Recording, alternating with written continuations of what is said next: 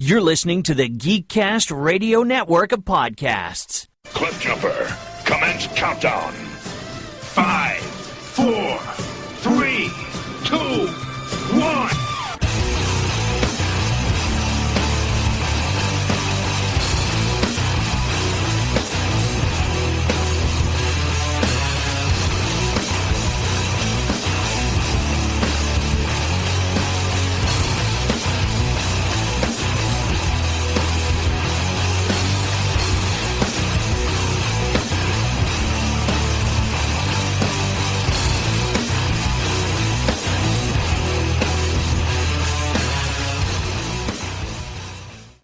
And now, ToyCast with your hosts, TFG1Mike and Optibotimus.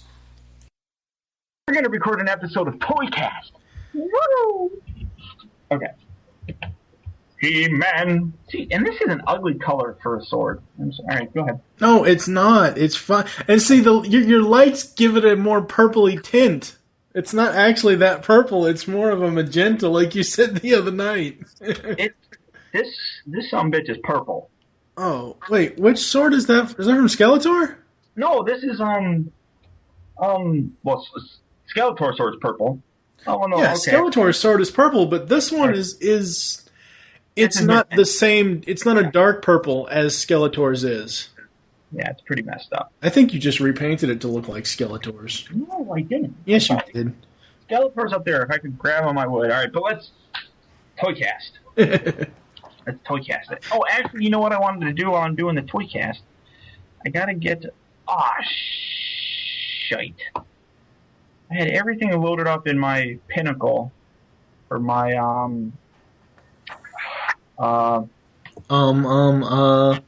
review. Son of a monkey. Alright, I'll do that. Son of a monkey. Son of a monkey. Truck is monkey. Monkey truck. Alright, okay, so here we go. Let's do this. Alright. 5 seconds of silence. Oh. Hello and welcome to the 74th episode of ToyCast. I am your host, TFG1Mike, and joining me is Optibotimus. Hello, sir. How are you? Pretty good, how are you? How are you? Who is your daddy and what does it do? How are you? Sorry. You shouldn't be doing an Arnold voice when you have whiplash in your hand. Oh, that's alright. Daddy, what does it do? Oh, jeez, that's funny. So what have you been up to, sir, since the last time that we recorded, seeing as how it was only been a couple of days for us, but it'll be a couple of weeks for the listeners once they get to listen to this? It was just yesterday. I know, but I like having a backlog. Well, since yesterday, I have not done much of anything. I had sushi for dinner tonight, which I love sushi. Oh my god, love sushi. I got a wonderful, fantastic new Voyager class Transformer that I absolutely love. Love him like it's my baby. I love him like my baby. Other than that, I don't think I've done anything. I'm pretty lazy. Aren't we all? I try to. So we're actually, I'm assuming the Ustream people can hear us. We're actually broadcasting live on your Ustream channel Yes, we are. this episode. And the people in the chat room decided that we should talk about the hub. What the hell? What is Why are you putting your iPhone up to the camera? Oh, I don't know. This is not FaceTime. Sorry. That's for sure. I'm checking my. It's really bad. Okay. I get yelled at this from my girlfriend all the time because with me being a YouTube partner, I constantly check how much money I'm making on my videos. It's an obsession. It really is. It's not healthy. It doesn't matter how much I make. I just like seeing it and knowing that something's happening. And for some reason, I constantly have to check it. And I'm showing people on my Ustream, I have an app for it. I'm not going to click on it because I don't want none of your people's business. to know how much money I make. But but I have an app on my iPhone that allows me to check it whenever I want to. And I'll be sitting there at dinner and I'm like, let's see what we have, and I check it. It's pretty ridiculous. Speaking of iPhones and Apples, and granted this is not an Apple podcast, but did you see the event? I didn't see it, but I don't know if you use iTunes at all as far as stuff. Yeah, pencil head. Unfortunately, the podcast people, they're not going to be able to hear this, but I have a Masters of the Universe Classic head on a pen, and I'm spinning it on the camera. That's funny as hell. Terrible. I'm sorry. If you use iTunes, you can go to the iTunes store and subscribe to Apple Keynotes. It's free, and it's all the events that they've ever done. Put the damn pencil down. Sorry. Focus. So, I've had to say this twice already, but if you go into iTunes, go to the iTunes store. Don't wave your hand at me, boy. You go to Apple Keynotes, and it's all their keynote stuff. And yeah, I'm not too thrilled with the event. I've looked up. Apple being. I don't really consider myself an Apple fanboy. I like their products, but I don't have to buy everything Apple like some other people. But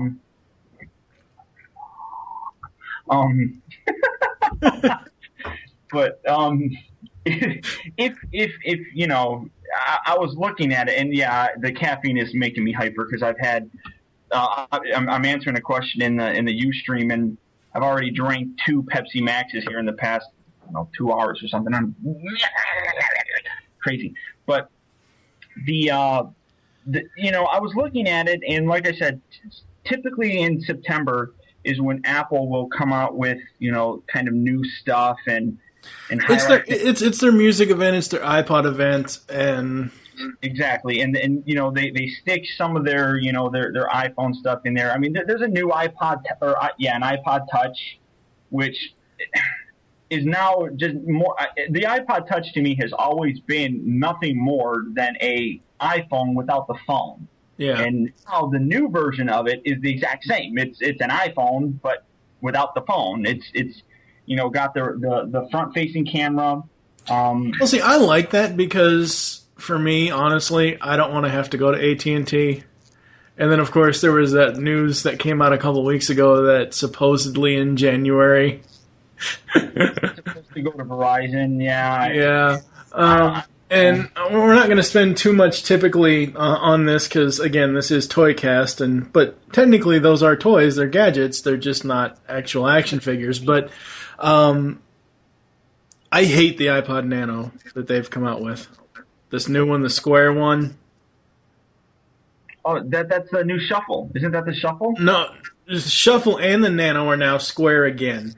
The Shuffle is square with the buttons back on it. The Nano is a square, slightly larger, but it has a mini touch screen on it. Oh, that's weird. I'll see if I can find you a picture really quick. Honestly, I don't care. I know you don't care, but I'm already doing it, so you're just going to have to deal with it.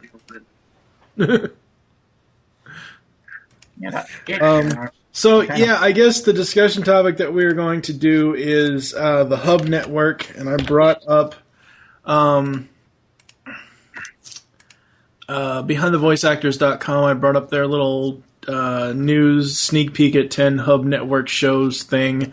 Honestly, I don't have the money for digital cable. I barely have the money for basic classic cable, not including the internet service that I have with the cable company. So the only show, and I have a majority of these on DVD, like granted, G.I. Joe Renegades is a new show, but like all their older stuff, like Transformers G1 and Beast Wars and all that stuff, I've got the DVDs, so I have no real reason to get digital cable for just one channel. And I'm sure I can find Transformers Prime in some other medium at some point. Well, yeah, it'll probably show up on here. But my question for you is, you have basic cable? Basic Classic. I have channels 2 through 99. Okay, did you get the Discovery Channel? I have regular Discovery, yeah, but the Hub is going to be a separate channel. No, no, no, no, no. Well, did you have Discovery Kids? No, that's on digital. Oh, okay. See, I mean, I wasn't sure. I have Discovery Kids. What it's basically doing is Discovery Kids is merging with Hasbro, and Right. they're creating the Hub Network. And looking at the list of shows, it shows Animal Mechanicals. I don't know what that is. The Adventures of Chuck and Friends. No idea what that is. Del Toro Quest. No idea. Dennis and Nasher. Don't know what that is. G.I. Joe Renegades is a new show. My Little Ponies Friendship and Magic. I don't know if that's the original My Little Ponies. No, that's a reboot. That's a new one. Okay. Pound Puppies. I don't know if that's original or if that's a reboot. It could be both. It could be. Transformers Prime. The Twisted Whiskers Show. And the What's. What? Sounds like R-Truth should be on that show. Oh, that's stupid. But, the other thing that they're going to be doing is they're going to be replaying Beast Wars, G1. They're going to be replaying everything from Transformers. And I think they're actually replaying, like, a lot of the old G.I. Joe cartoons as well. So yeah, it's fairly interesting. I'm curious to see it. But the big selling point, I'm getting a text message from Yapa. He just said that he left. He left the thing. How dare he? It's terrible. He left my ustream, my friend. How dare he? The biggest draw with the Hub Network right now is going to be Transformers Prime. Yeah. That's going to be the biggest draw, I think. Yeah, and I absolutely love what Welker is doing with the voice for Megatron, because it's interesting. I mean, he's older and it sounds different, but every now and then you can hear, the G1 Megatron. Right. He said in the little BotCon video they showed this year that whereas G1 Megatron is kind of like way up here like this and talking really loud.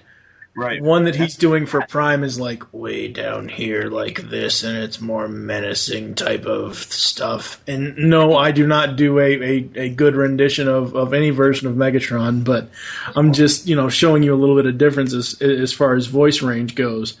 And I actually love what he's doing with I really think he's getting a lot of influence from what and I can't remember his name. David Kaye?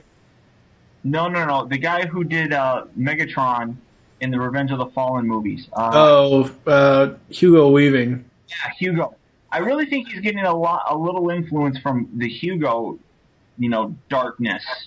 I think it sounds really good. I completely agree with you. I think it sounds really good. And a lot of people are excited with the fact that Frank Welker's coming back with it, and Peter Cullen's coming back, and he's doing the Optimus Prime. And it's, as far as I know, and I'm almost 100%, like 99.9999%, that this is the first time since G1 that Frank Welker and Peter Cullen have come back to do a Transformers TV series. Yes, you are correct. They did do, I believe, I'm trying to think if they... They did the game. They did the first Transformers game. I don't think they did Revenge of the Fallen together. Right? Yeah, they did the game. The game together, but that's just the game. Yeah. It's the series. Yep. That I'm really, really excited to hear those two. I mean, and I've seen so many interviews between them, and they genuinely like each other, and they go back and forth, and it's just, I would love to be a little fly on the wall when I'm when those two are in the recording booth together, because I'm sure there's so much stuff that comes out of their mouths that doesn't make it into the shows or anything, that would just, you'd sit there and be amazed by them going back and forth. Oh yeah. Well, the thing with Welker is, if we ever, for those of you who are in the Ustream chat and don't know a lot about Geekcast Radio Network, we've interviewed several different voice actors. We've interviewed a couple of different writers. We interviewed David Wise and Christy Marks. But we've interviewed several different voice actors, and if we ever got an interview with Frank Welker, my head would explode, literally. My head would explode off my shoulders because I wouldn't know where to start with him because he's done so much. Yes, I mean, I can tell you right now, almost from the 80s to the mid-90s, almost every cartoon series has either Frank Welker or Peter Cullen doing a voice. Yep. Plain and simple. I mean, even before then, because there have been other cartoons like in the 60s and 70s. Oh yeah, going even back further. But even now, if I'm not mistaken, and I'm rarely mistaken, but I'm almost positive that Frank Welker does the voice for Nibbler on Futurama. I'm not sure. I'd have to look it up. I'm looking it up. Give me a look. While he's looking it up, I'm going to try to get this little thing to... I mentioned earlier off air in the Ustream chat that I had a little Megatron clip, and I'm going to try to see if I can get it to play. I love you. Shut up, bitch. I'm not done. Wow. Did that come out okay? I heard something. Okay, it didn't come out okay then. Anyway, moving on. I'll probably have Steve do an edit point here. But, where is... And I hate this new iTunes logo. I haven't downloaded the new iTunes yet. I like the new iTunes itself. I just hate the new logo. It just kind of... I'm trying to... Jeez, Frank Welker has done everything. You name it, he's done it. He was the voice of Mohawk from Gremlins 2. Oh, yeah. You know that? I mean, that's amazing. No! So, anyway, here's, hopefully this is going to come through okay. Let me adjust that. Okay. Adjust away. This is the part of the show that gets edited out. Yeah. I'll just have Steve put it in the thing. Anyways, but yeah, the hub, I don't know, it's one of those things where... It's right there. There it is. Wait, what? He does Frank Welker does the voice for Nibbler, both talking and non-talking versions of Nibbler in Futurama. Oh, cool. Yeah, so I mean, it's amazing. He's being psychotic. Yeah.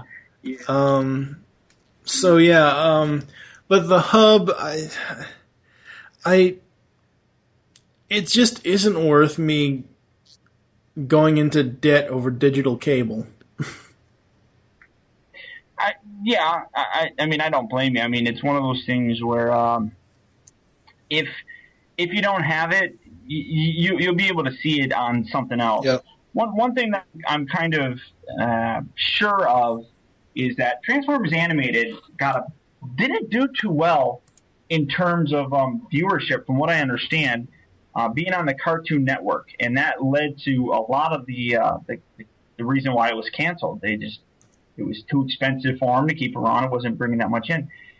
I'm really kind of disappointed in that because if they had waited for Transformers Animated, they could have brought it onto the new Hub network and seen how it would be co-owned by Hasbro. They could probably have it go on for a lot longer. See, I don't know how all the rights go with that, but I don't think that they could have, because I think CN had parts of rights to it because it was developed at CN. Was it really? Yeah, well, screw it. Screw it. So yeah, the hub. No more state. You'll be able to watch the new shows. You'll be able to watch the new shows on some of. You'll be able to download them on the internet or something like that. So it wouldn't be. You're not going to be missing much. No. And even with the new G.I. Joe thing, you're. I mean, if you're into G.I. Joe, you'll be able to find it somewhere else. And hopefully I'll be able to make it through the first episode of Transformers Prime. If I can't make it through the first episode, I can pretty much guarantee you I won't watch that show at all. First episode has to be the best. It's not really that. They have to pull it in, and it's not just kids anymore. That's what people don't get a lot of the times, is because a lot of us are older, 30s, mid-30s, early 30s, whatever. Don't look at me like that. There is a larger fan base here, and you can't just make a Transformers cartoon just for kids. So they have to pull you in. If they can't pull you in the first episode, hell, if not the first 15 minutes, they're screwed.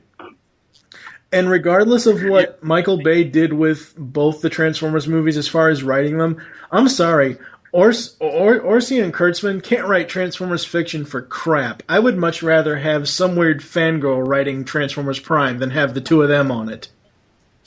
They did a fine job. They didn't. They use what is so bad about it? Come on, I want specifics. What's so bad? It's just not. I don't want to turn into what I know I'm going to be deemed. I'm going to be deemed one of those G1ers, and I was going to say, don't shake your head at me. In the grand scheme of things, I've been a Transformers fan longer than you, sir. Just saying. Because 2 years older, so. Exactly. So I was 6 watching Transformers, and you were 4. So I was understanding it a little bit better than you. So, but in the grand scheme of things, I like G1, but in terms of storytelling, G1 sucked. The stories were horrible. All right, okay. Overall, maybe, but there are a couple of them that are fairly well done. Yeah, but there's no continuity with the stories. Well, no. Beast was the best storytelling engine of any Transformer series. Very, very closely followed by animated, in my opinion. And I'm not going to disagree about the Beast Saga. I'm really not. Beast Wars and Beast Machines both. Yeah, no, we're not going to. Yes. Beast Machines got retarded because it went way too religious. I mean, you can watch that, and it's a parallel for Christianity and stupid stuff. I didn't like it anyhow. But the G1 story was terrible. So when people sit there and say, I don't like, Transformers because it's not like G1. So G1 wasn't all that great. So what are you saying? I'm just saying that with all this other Transformers fiction, G1 aside, all this other Transformers fiction we've had in the past, and all these other great writers who can write actual decent stories, like David Wise, like Flint Dille, like, whoever, Larry DiTilio, whatever, Bob Forward, Bob Skier. What was so bad about the stories in the movies? I don't know. It's just the little things that... No, the real problem is Bay, because everything has to go through him. So I don't feel that whatever that they... Kurtzman and Orci, whatever they really wanted to write, I don't feel it came through because of fucking Michael Bay, and it's his movie and he'll do whatever the hell he wants to do. I think what should have happened is they should have got a different director, or hell, had Spielberg directed and put Michael Bay on G.I. Joe. Because Michael Bay is all about the military and everything else. I think G.I. Joe movie would have suited him a little bit better. One thing that I thought when it came to the movies, you watch any Transformers series, and they are primarily in robot mode. They use vehicle modes very scarcely. It happens, but it's very scarce. That was completely reversed in the movies, in the live action movies. They were always in their vehicle modes, and there was very rarely in their robot modes. That was one thing that kind of bugged me that I didn't particularly like. Now, everyone talks, there's too many humans. Blah, blah. You gotta have, in terms of a storytelling, this is not something that is just being designed to appeal to fans or, kids or anything like this. This has to appeal to the masses. And the only way that you do that with a movie is by having a human element in there that you as a viewer can connect with. You're not going to be able to connect with a big, giant friggin' robot. That just doesn't happen. That's not natural. That's why there's always a human element that you can bring into it.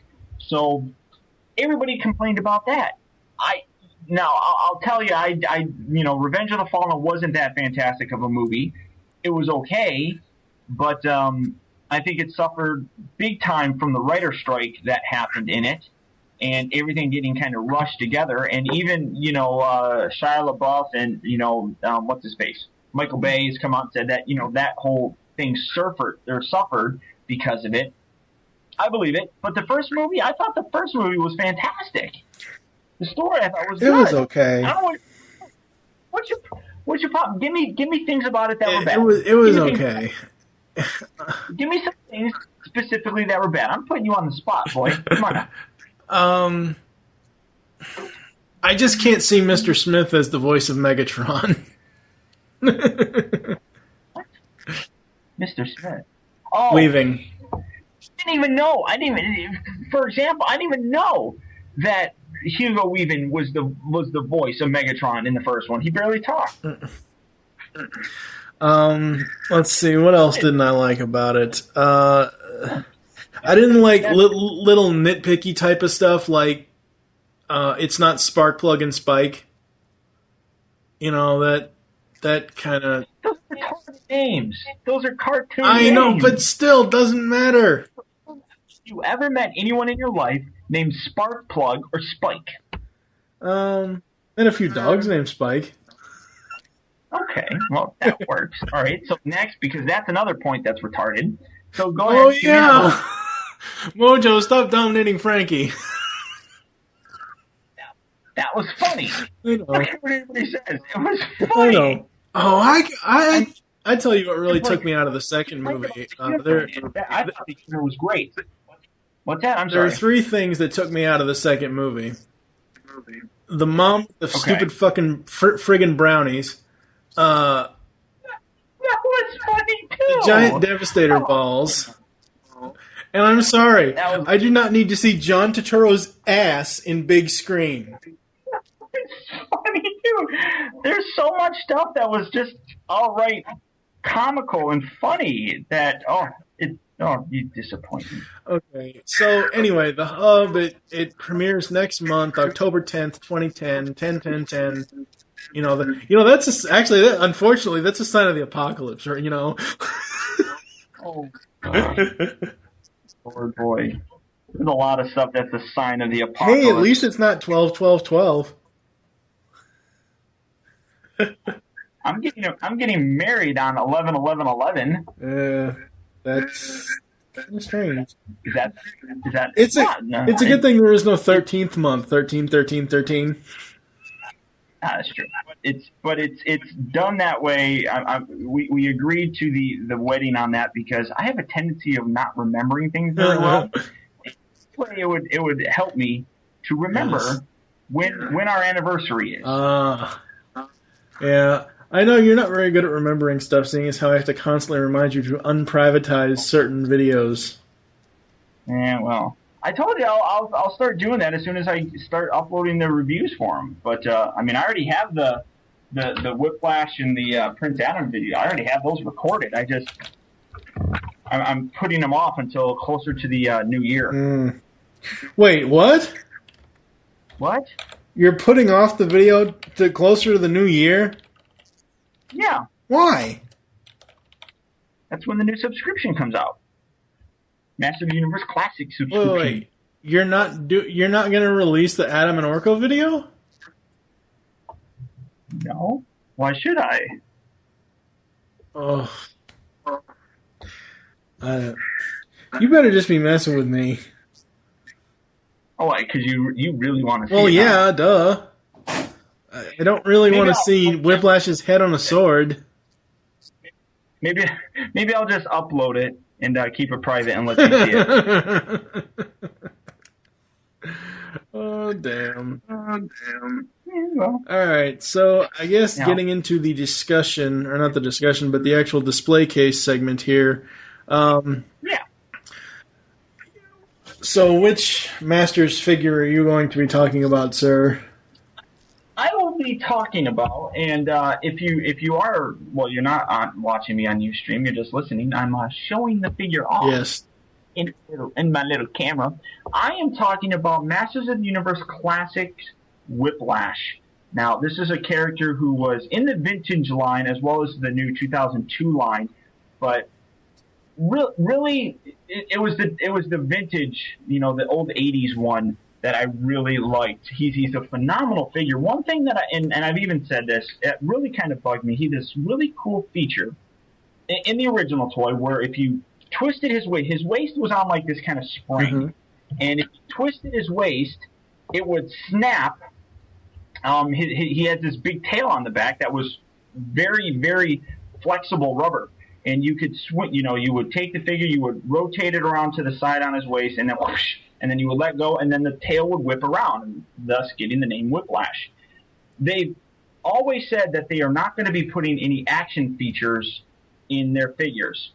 But I really think, the tail on this guy is a very hard rubber. I really wish they would have made it that soft rubber that they used, very similar to the vintage line. Then you don't have to put the spring in the waist, but the soft rubber tail would have been a whole lot better. Now it is articulated, but at only one point, halfway up, right by his ass, and you can twist it from left to right, and there's some whipping action for you. But I mean, that's kind of stupid. He also comes with a alternate head, which I'm going to now pop on and show into the camera. Mm-hmm. And here you have him looking like his 2000X or 2002 version. The biggest problem that I have with this is that his head isn't proportionate to his body. Yeah, it's not. His head's very big, and his body, these are 7-inch figures, so they're pretty good. But his head is too big for his body. If they shrunk it down a little bit, it would look a little bit better, and I would probably like it a little bit more. But he's just kind of got this. Look at me. Hey, oh. I mean, he's kind of got this gumpy look, and just to kind of show you, Mike, and anybody else watching, here's a side-by-side comparison of the heads that you guys can see. And I mean, this one is just a much better looking face. The vintage one is just a much better looking face, and this one, and somebody in my thing is mentioning it, that it is not painted as much. Yeah. I mean, it's you can see that this guy here has a lot more. I don't know if you can really see that. There's some good variation in his face paint, as opposed to this one, which is it doesn't blend very well. And then you look on the back, and it's just, oop, I dropped him. Dropped him too. God. I mean, it's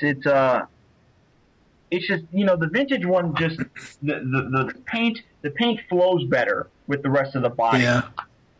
And I just really like the way it looks. And he comes with some really cool accessories. He comes with this really big, I mean, it's as big as he is. I mean, that's a big staff. Yeah. Comes with a big spear. Spear. And then he comes with this huge, which I can only compare to as some kind of a a Klingon weapon from Star Trek. Is that from the O2 line? This is from the O2 line. Yeah. Okay. Yeah. This is what he. It's just really cool looking, and it looks like a bafflet from Star Trek or something. It's just really cool, and I mean, it's kind of. I mean, you have his hand, which his one hand is much bigger than the other one. It won't fit in his right hand at all. I mean, you can kind of. I'm showing you, but it won't fit at all. It's got to go in one hand. But conversely, his staff also will not go in his other hand. Each hand is designed specifically for a specific weapon, which kind of sucks. But it's an overall terrific looking figure. That I mean, if you are a fan, I mean, that just looks wicked. He just looks wicked. That's really all I can think of. Yeah, he does. And the really cool thing is his whole body is a new mold. Everything on here is newly molded, with the exception of maybe his hands. That's the only thing I can think of. And they're going to be using this mold a couple other times, more specifically, from what I understand, for Buzz Off. Which is one of his hands bigger than the other? What's that? Is one of his hands bigger than the other? It's not bigger. It's just opened up wider. Okay. Kind of I mean, I'm going to kind of show you. I mean, it's just opened up wider. This one here is opened up wider than this one. And this one is, this hand is more of an open palm, like that, whereas this one is more of a closed That's really the only difference. But it looks the same in terms of the size. Oh, okay. But I mean, it's a fantastic figure that's going to get reused for some other really cool characters. Would they reuse it as Clawful? They probably could. They probably would too. They would just have to take the hands off and put a new the claw hand on it. But that could be used. They were talking about reusing it for the Snake Men because actually, if you take this body armor here, actually can come off. I can't take it off on mine, but if you like unglue it or something, I don't know, maybe it is glued on there because the back tail actually removes. Yeah. And I'm trying to see. There's no real point that you can. It's probably glued on there, and if you remove that, the whole body is scaly. Like if you on his neck, it's all scaled like that. So everybody's saying, "Oh my God, it's the perfect body mold for the Snake Man." Yeah. So we're probably going to get that too. I'm actually surprised. I mean, I know that they showed off. I think it was either SDCC or one of those other conventions this year. They showed off Cobra Khan, or not Cobra Khan, King Hiss. I'm surprised that they haven't put out any kind of images for Cobra Khan yet because Ghostbusters. I'm wearing a Ghostbusters shirt. Stop staying puff. Sorry. But the King Hiss figure is so far off in advance. I know, but what I'm saying is that I'm wondering why that they haven't done a Cobra Khan yet, because so far we've gotten Beastman, Merman, Trapjaw. While Cobra Khan wasn't really, we've gotten Webster. Cobra Khan in the O2 series wasn't really like a part of Skeletor's crew, like full time. Right. But in the 80s series, I remember him being a part of the crew a lot. I remember him and Webster showing up in Secret of the Sword. Cobra Khan? Well, in the 2000 series, they took the Snake Man and Cobra and King Hiss was like kind of banished, and Cobra Khan kind of, and he kind of aligned himself with Evil Lyn to kind of get in and be sneaky and get in their little their trust, so that because the Snake Mountain was where King Hiss was imprisoned or something like that. So he was trying to get in there, and he was trying to basically he was aligning himself with Skeletor and his people, just so he can try to bring King Hiss back. Right. So that's the end of that story. So, do you have any other things you want to say about Whiplash? It's a fantastic figure. It's very unfortunate that it's sold out, but it did last longer. I think it lasted about 50 minutes to an hour or something. So, no, if anybody really wants these figures, just go over to BigBadToyStore.com. Yeah, I mean they have these in stock. They're $34.99, I believe, which it's not that marked up considering other figures they did. I mean, they're $20 for the figures. They cost about $10 to ship. Yeah. So there's $30 right there. So they're marking it up $5. Yeah. That doesn't bother me that much. And I will be talking about. It's really one figure, but it's really two, because nobody really knew what was going on, because the figure that I'll be talking about is Orko. We have... Yeah, stop making that face. That's scary. He's like, I'm going to show you my O face. Oh. Come on, Office Space people. I can look. Oh, boy. Excuse me? I believe you have my stapler. Stop. Yeah. I'll set the place on fire. I'll put strychnine in the guacamole. But anyway, I'm going to be talking about Master of the Universe. What the hell? Was that Punch Counterpunch? No. What was that? That's I forgot his name. Somebody tell me in the Ustream. Tell us what the guy's name is. I don't know. It doesn't look like he even has a head. It's Scamper. He does have a head. Okay. So anyway, Masters of the Universe Classics Orko with. Stop it. Masters of the Universe Classics Orko. Yep, see, I told you. Stupid friggin' stand. It won't stand up if you pose him a certain way. I'm trying not to curse here because this ustream stuff. You're doing well. Trying. You're doing well. There's a few F-bombs hidden in there somewhere, but he is really cool. This is the first Orko we've had that is actually original show accurate. Thank God.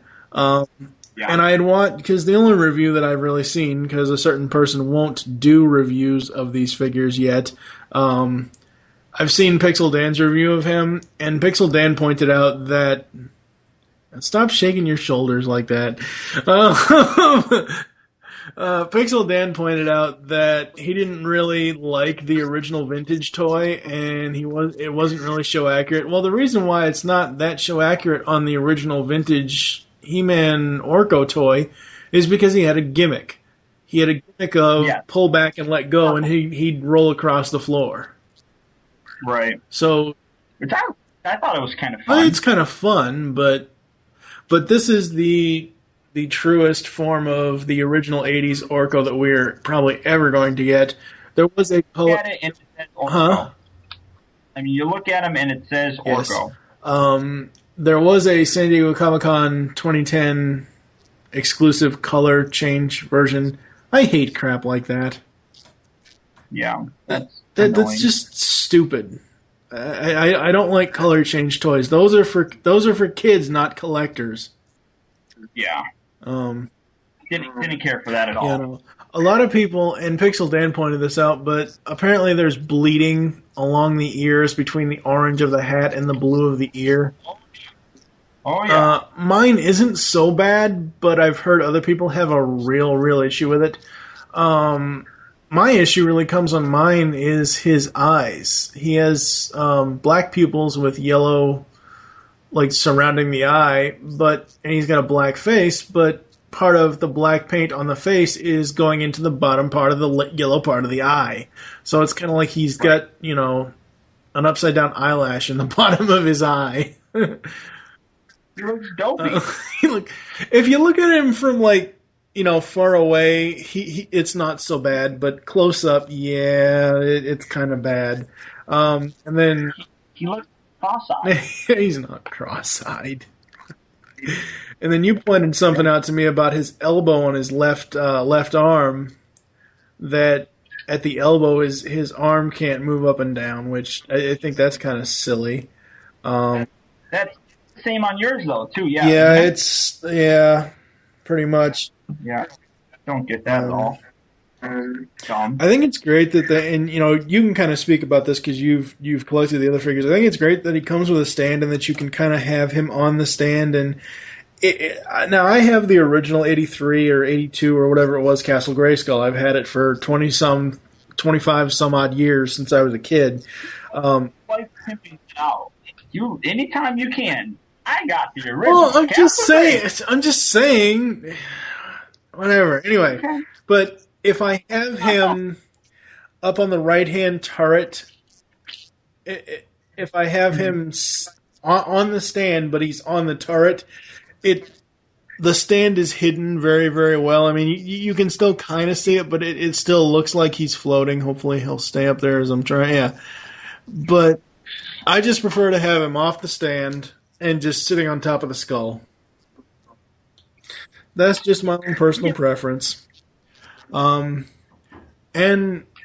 the greatest thing about this Orko, everybody was like, why is his box so much bigger than the regular figures? And nobody knew why until, lo and behold, you open it, you get the packaging out, and there's a fully articulated Atom laying at the bottom of the box. Well, easy, Atom. Which is it cracks me up because it's actually dubbed as being Orko's accessory, which cracks me up. Yes, and Atom is basically the generic He-Man buck painted up in his 80s vintage colors. with his 80s vintage magenta sword. Just that sword's not purple, it's magenta, damn it. Magenta is a variation of purple. I'm not going to disagree there, but it is not truly purple. Because if you look at his boots are purple. His sword is not.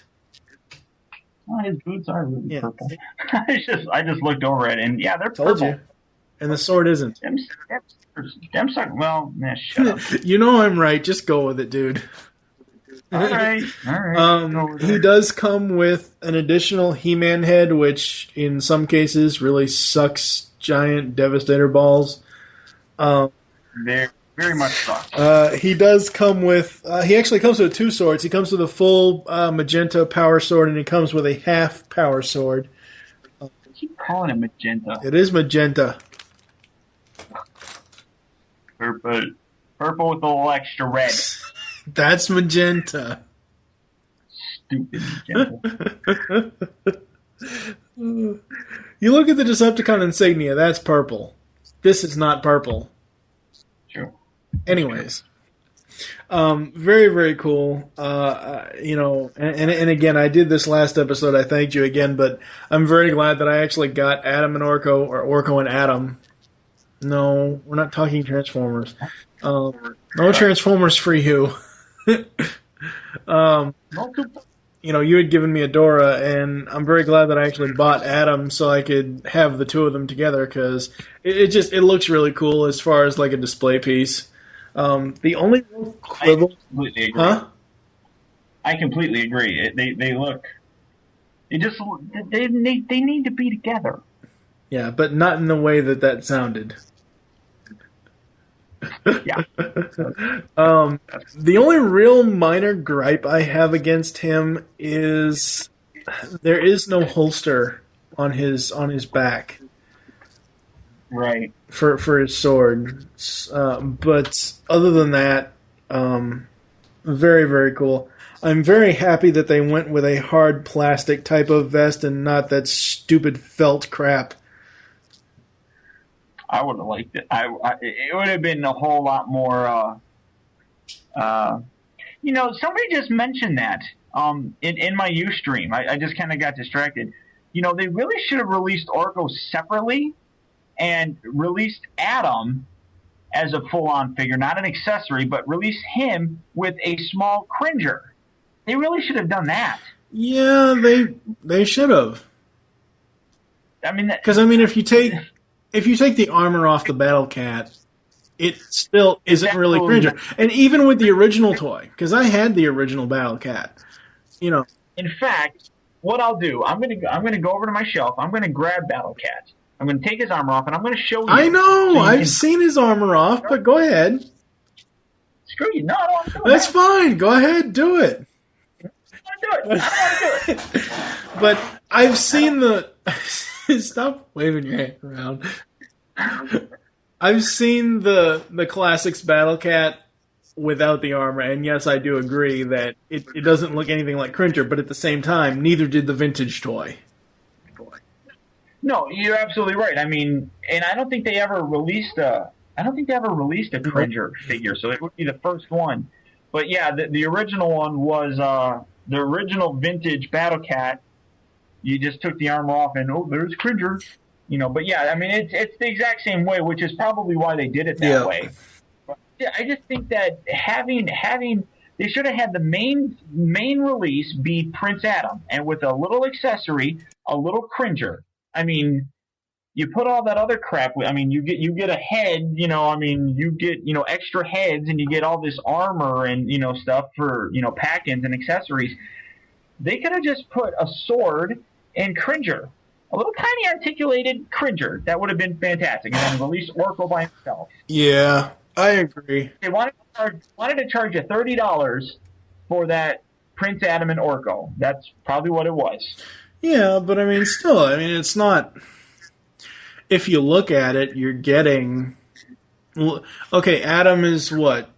I mean, we agreed last episode that these figures are what, 7 inches maybe? 6.5, 7 inches, something. So you're getting a fully articulated Adam.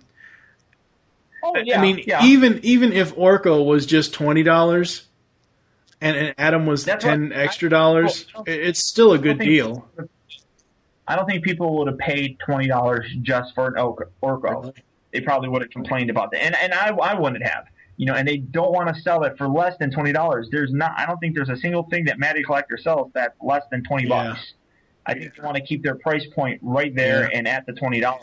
So if you sold Orko by himself, even if you put accessories in there, you're only going to be able to charge $10-15 for that guy. Yeah. And I think that's why. Okay, well, we could even say the reverse. We could say that Orko was the $10 and Adam was the $20, so there's the $30 plus whatever the shipping would be. But I mean, still, Adam himself, regardless whether he came as a regular figure by himself or. I kind of like that he came with Orko, and I kind of find it funny that they deem him Orko's accessory, because I think it's funny the way that they have him, laying down in the bottom of the box. That's funny. But in the original vintage, and even in the 2000X, Adam's best friend was Cringer, bar none. I mean, Orko was his buddy, but. But Cringer was his best friend. Right. So, I mean, I agree. I mean, it's nice. I mean, I'm happy that we got him. Yep. I just really want a Cringer. And if we don't get a Cringer, I'll probably be very annoyed that we didn't. So, Mattel, make a Cringer. Or I'm coming after you, because I know where your headquarters is, boys. I used to play hockey right behind the world headquarters for Mattel. I know where you are. I'll find you, toy guru. Okay, sorry. And one of the reasons why I like having you on this show, especially when we do Masters stuff, is because I meant to tell the story last episode, in episode 73 of ToyCast, and I kind of forgot about it.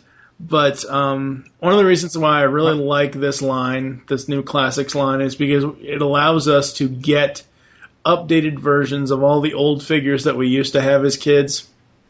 Absolutely. Castle Grayskull is the only thing outside of it and two Ninja Turtles, Donatello and Leonardo, who are extremely... They're the original Turtles, not those transforming pieces of garbage. They have really bad paint fade on them. Yeah, so you're just getting it now. Oh, wow. You're just getting it now what I said a second ago. Wow. But these guys are the original Turtles, and these guys are the best Turtles, even though they have paint fade on them. You, sir, to say something like that, you have balls. No. I don't need to see that. You got balls. There they are. No. People that aren't on my Ustream, I'm showing my Legend Class Devastator with balls.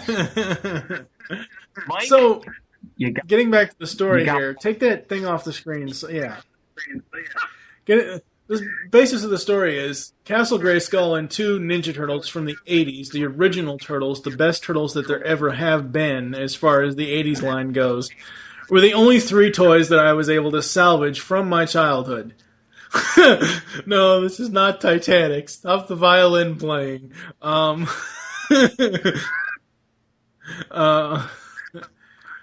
So... what happened was, when I was 6 years old, and okay, Dr. Claw, you can knock it off now. I'm gonna have to minimize this window so I don't have to look at that. Holy crap, I'm so distracted right now.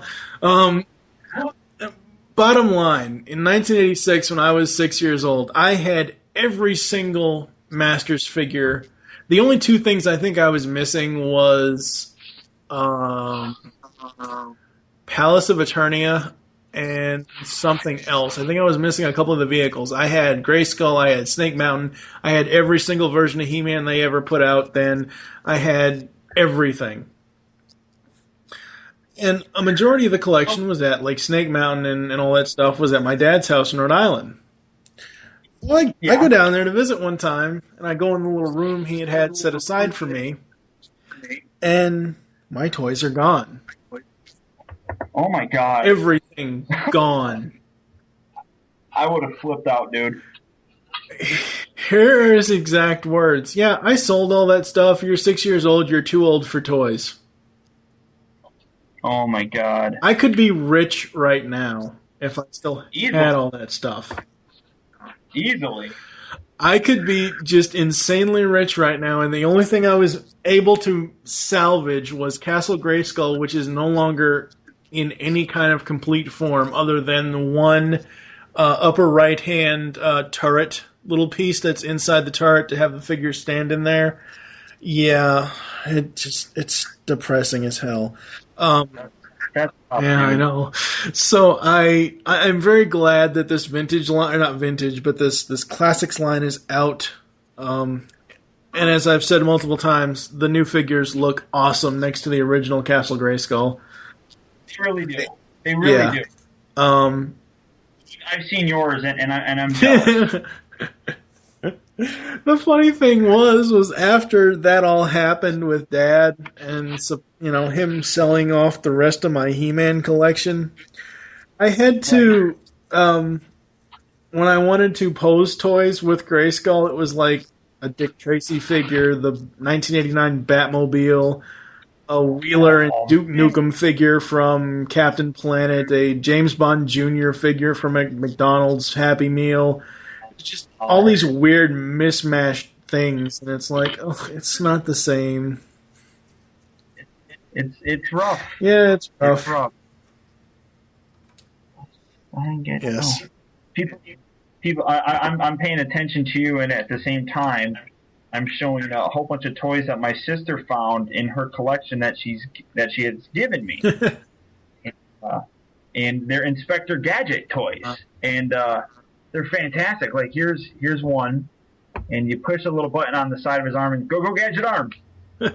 And he's got another one that has like a little key on it, and it extends. And he's wearing purple. I don't remember him wearing purple.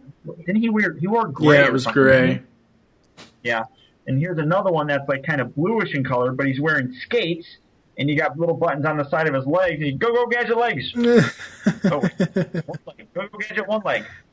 And there it is. And then his legs extend. Oh yeah. And I wonder if these actually remove. Oh, these actually come off. Oh, that's so cool. So yeah, overall, I'm really thrilled with the Masters Classics line, regardless of the whole Matty Collector debacle every month. But like I said, I will be buying these from Big Bad Toy Store. I think the next one I might get Skeletor. I think from Big Bad Toy Store. Yeah, I would pick that one up, mostly because they have a 2-pack that's released right now. I'm not getting that stupid 2-pack. Yeah, don't get that because he doesn't come with his Havoc staff. Yeah, I would get the reissue Schedulator. What the hell is a Schedulator? I would get the reissue Skeletor.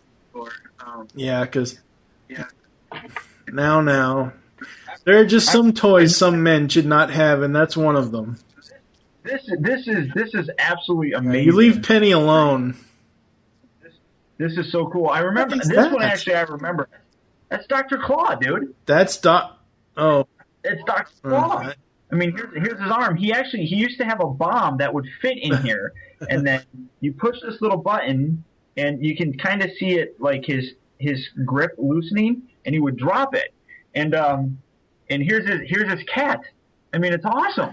Somebody's asking in the chat here if you're going to review the gadget toys. Not in this episode, but we will probably do it in a future episode. Yeah, we'll do it next time. Yeah. Next time on ToyCast Radio. Geekcast Radio episode ToyCast or whatever. Yeah, I don't know. So yeah, overall, Masters Classics, very awesome. Whiplash does look very cool. It's not a character that I would probably get just because it's not that I'm the person that I'll get the characters that I love to where I have the collection that I want. Like animated, I only have certain animated toys. I don't have stupid Sentinel Prime. What the? Ooh, Brain. Brain, and he's got bendy joints. He's got bendy joints. Even in his ears, it's really awesome. All he needs now is a little headset wire thing to his mouth. I know, that would be that awesome. would be so awesome. All right, so for you people in the Ustream chat, we are going to give out our little Geekcast Radio spiel of where you can find all of our stuff. Paul, do you want to do any YouTube pimping before I start this? Nah, everybody knows where to find me on the YouTube. So, actually, somebody didn't even know that I did YouTube videos. I don't know if they're in there anymore. I don't know if they've left. They might have left. I can't remember who. Oh yeah, Shmaka Bojeka. I don't think he knew that I did YouTube videos. I do YouTube videos, yes. Sir. At youtube.com/Optibotimus. There you go. There you go. Thank you for joining us here on ToyCast. There are several ways to get in contact with us or leave feedback for the show. Visit the website, geekcastradio.com. Join our forums, PredaconEmpire.com/Nexus. Leave the show's feedback in iTunes. Please do this. You can follow us on Twitter. The show name there is TFToycast. Mine is TFG1Mike. What is your Twitter, sir? Twitter.com/Optibotimus. For a second there, I thought you were going to sound like the Chinese food lady from Dude, Where's My Car? Oh, Chinese food. Oh, you're like the fortune You can call our voicemail. You can become a fan of us on Facebook. Search Geekcast Radio Network. And you can call our voicemail line. Tell us the show you're leaving the message for and your name. 502-526-5821. We hope you enjoyed this episode of ToyCast and wish you'll join us next time. For now, I am TFG1Mike with Optibotimus or Paul. Thank you for listening. Until next time.